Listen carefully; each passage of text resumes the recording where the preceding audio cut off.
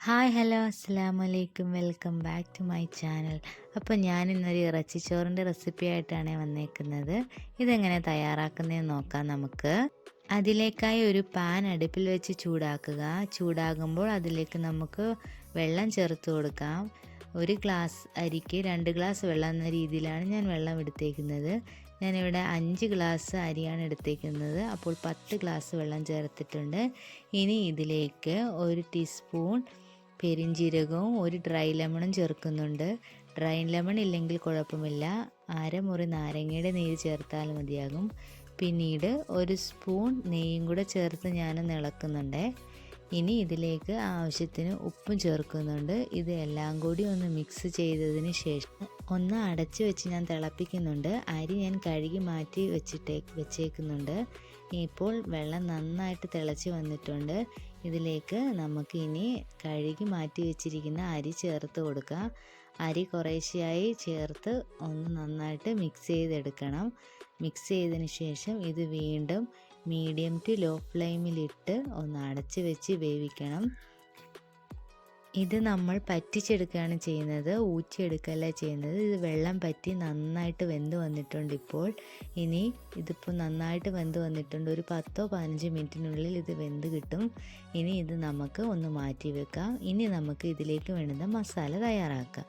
അതിലേക്കായി pan അടുപ്പിൽ വെച്ച് ചൂടാക്കുക. അതിലേക്ക് 2 ടേബിൾ സ്പൂൺ കോക്കനട്ട് ഓയിലോ സൺഫ്ലവർ ഓയിലോ ചേർത്ത് അതിലേക്ക് ചൂടാകുമ്പോൾ അതിലേക്ക് സവാള അരിഞ്ഞത്, ഒരു 3 സവാള അരിഞ്ഞതും 1 ടേബിൾ സ്പൂൺ ഇഞ്ചി വെളുത്തുള്ളി പച്ചമുളകിൻ്റെ പേസ്റ്റും ചേർത്ത് വഴറ്റുക. ആവശ്യത്തിന് ഉപ്പും ചേർത്ത് വഴറ്റുക. ഇനി ഇത് കുറച്ച് നേരം അടച്ച് വെക്കാം.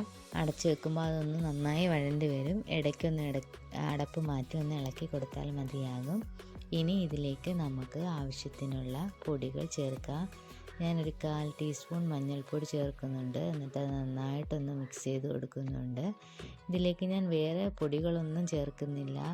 എൻ്റെ കയ്യിലുള്ള ഒരു ബിരിയാണി മസാലയുടെ പൊടി മാത്രമേ ചേർക്കുന്നുള്ളൂ. അതിൻ്റെ റെസിപ്പി വേണമെന്നവർ ഒന്ന് കമൻറ്റ് ചെയ്യുക, ഞാനതിൻ്റെ റെസിപ്പി ഇടുന്നതായിരിക്കും.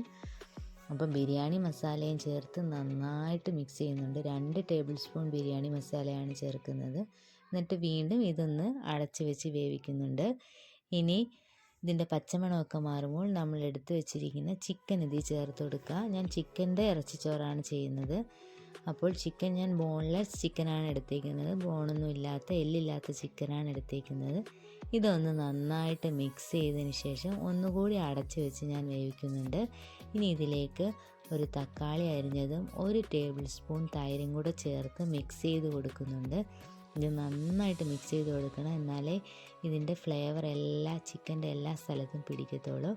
ഇതൊന്ന് മിക്സ് ചെയ്തതിന് ശേഷം വീണ്ടും കുറച്ച് നേരം കൂടി അടച്ച് വെച്ച് നമുക്ക് വേവിക്കാവുന്നതാണ്. വളരെ എളുപ്പമാണ് ഇറച്ചിച്ചോറ് തയ്യാറാക്കാൻ. വേറെ പ്രത്യേകിച്ച് ഗ്രേവിയുടെ ആവശ്യമൊന്നുമില്ല ഇതിങ്ങനെ അടച്ച് വെച്ച് കുറച്ച് നേരം കൂടി വേവിക്കുമ്പോൾ അതിനകത്ത് എണ്ണയൊക്കെ ഒന്ന് തെളിഞ്ഞ് വരും. ഇപ്പോൾ നന്നായിട്ട് വെന്ത് വന്നിട്ടുണ്ട്. ഇനി നമുക്ക് വേവിച്ച് വെച്ചിരിക്കുന്ന ചോറ് കുറേശ്ശെയായി ഇതിലായിട്ട് മിക്സ് ചെയ്തെടുക്കുക. കുറേശ്ശെ ഇട്ട് ഇതിനകത്ത് മിക്സ് ചെയ്ത് എടുക്കണം. അങ്ങനെ ഫുൾ ചോറും ഇതിനകത്തിട്ട് മിക്സ് ചെയ്തെടുക്കുക. ഇടയ്ക്കൊന്ന് ഇളക്കി നന്നായിട്ട് യോജിപ്പിച്ചെടുക്കണം. ഇതിൻ്റെ മുകളിൽ കുറച്ച് മല്ലിയിലയും കുറച്ച് നെയ്യും കൂടെ ഒഴിച്ച് ഗാർണിഷ് ചെയ്തെടുക്കാവുന്നതാണ്. അപ്പോൾ ഇറച്ചിച്ചോറ് റെഡിയായി. വളരെ എളുപ്പമാണ്, എല്ലാവരും ട്രൈ ചെയ്ത് നോക്കുക. ഈ വീഡിയോ ഇഷ്ടമായെങ്കിൽ എല്ലാവരും ഒന്ന് ലൈക്ക് ചെയ്യണേ, ഷെയർ ചെയ്യണേ ആൻഡ് സബ്സ്ക്രൈബ് ചെയ്യണേ. And thank you for watching. Tata.